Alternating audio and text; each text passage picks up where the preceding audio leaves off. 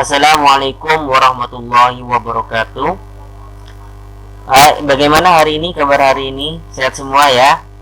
Alhamdulillah. Mudah-mudahan kita diberikan kesehatan sehingga kita bisa melakukan aktivitas kita sehari-hari. Sebelum kita mulai pembelajaran hari ini, mari kita berdoa dulu. Semoga apa yang kita pelajari ini bermanfaat di hari ini dan di hari kemudian. Berdoa dimulai.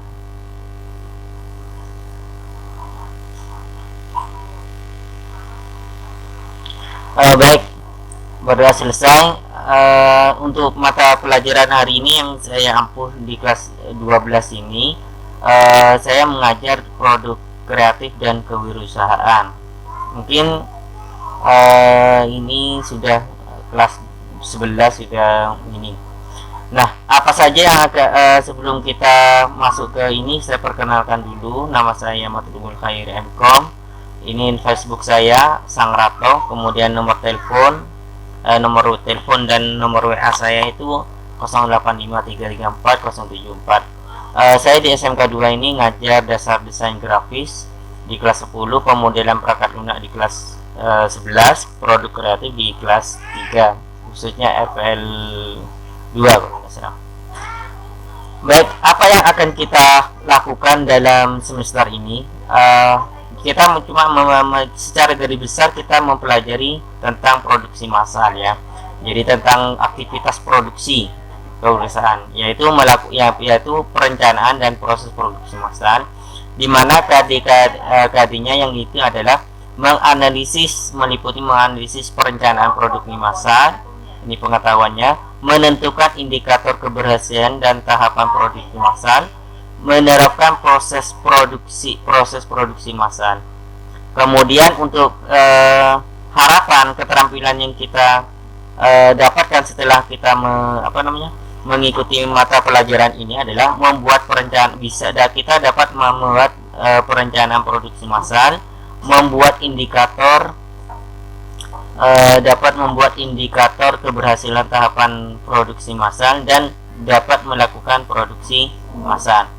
Ini untuk yang topik pertama. Yang topik kedua yaitu perakitan sampai pengujian produksi produk barang dan jasa, yaitu KD-KD-nya itu menerapkan metode perakitan produk barang dan jasa, menganalisis prosedur pengujian kesehatan fungsi produk dan jasa, mengevaluasi kesehatan hasil produk dengan rancangan, melakukan perakitan produk barang dan jasa, melakukan pengujian produk barang dan jasa, dan melakukan pemeriksaan produk sesuai dengan kriteria kelayakan produk atau standar operasionalnya.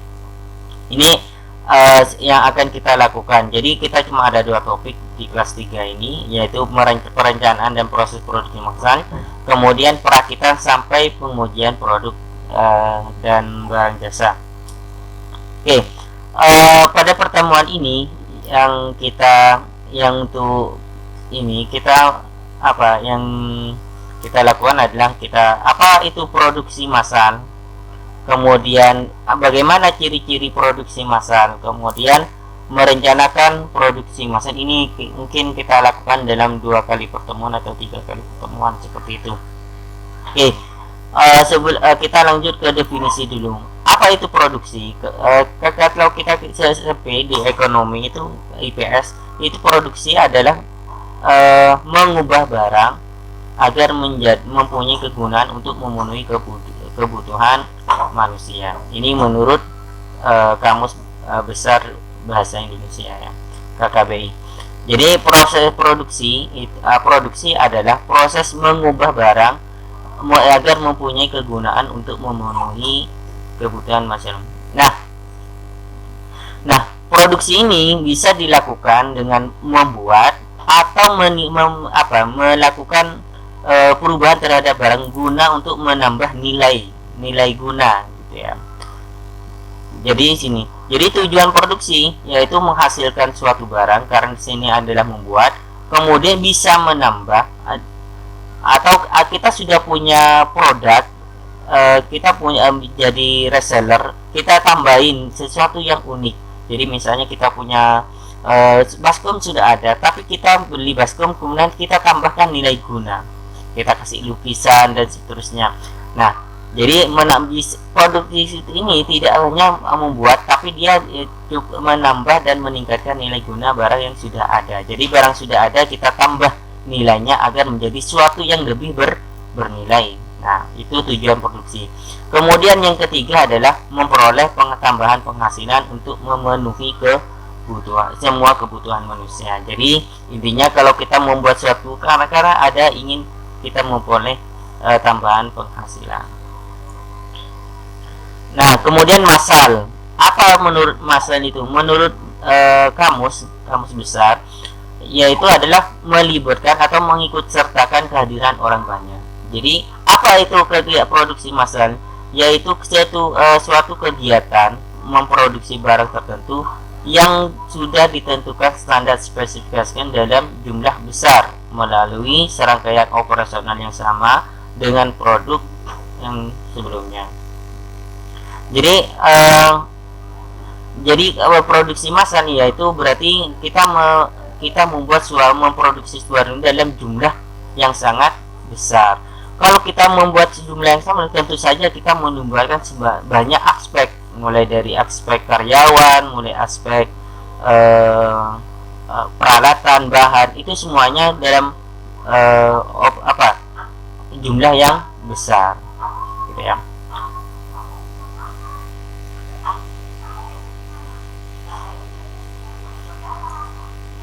Nah, bagaimana ciri-cirinya produksi massal? Yaitu ciri-cirinya yaitu produk yang dihasilkan dalam jumlah besar, jumlah yang besar. Jadi produknya yang diproduksi dalam jumlah besar. Jadi karena kebanyakan biasanya menggunakan mesin, misalnya produk HP itu kan diproduksi, smartphone itu semuanya atau mobil otomotif itu semuanya diproduksi dalam jumlah yang sangat besar. Apakah di dalam rekayasa perangkat lunak itu ada produksi yang sangat besar? Bisa. Kita cukup bikin satu proses, bikin coding itu, kita bisa dikompil, dijadikan tinggal download saja. Ini tuh sudah produksi massal. Artinya peruntukannya orang banyak. Misalnya di aplikasi WA. Aplikasi WA itu kan produksi massal, tapi produksinya kan dia tinggal download saja seperti itu. Kemudian ciri kedua yaitu biayanya per unit rendah. Biayanya sangat rendah. Kenapa? Karena produksinya jumlah sangat besar sehingga kita memerlukan bahan yang sangat besar. Untuk pembelian bahan dasar yang sangat besar biasanya mendapatkan diskon. Nah, sehingga itu lebih menghemat biaya. Kemudian yang ketiga yaitu bertujuan menguasai pasar. Kita ketahui bahwa smartphone, HP dan seterusnya itu diproduksi untuk menguasai pasar. Karena apa? Karena masih banyak orang yang sangat membutuhkan seperti itu. Kemudian yang keempat dijual bebas. Artinya banyak kita temui di pasar dimanapun, ya. Kemudian hampir tidak ada variasi produk. Jadi produknya sama. Jadi kalau mereknya Samsung A11 ya sudah sebetulnya seperti itu.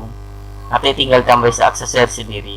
Kemudian harus ada stok untuk memenuhi kebutuhan saat ini. Jadi harus ada persediaan stok. Jadi untuk menyediakan stok tersebut maka harus diproduksi terus menerus.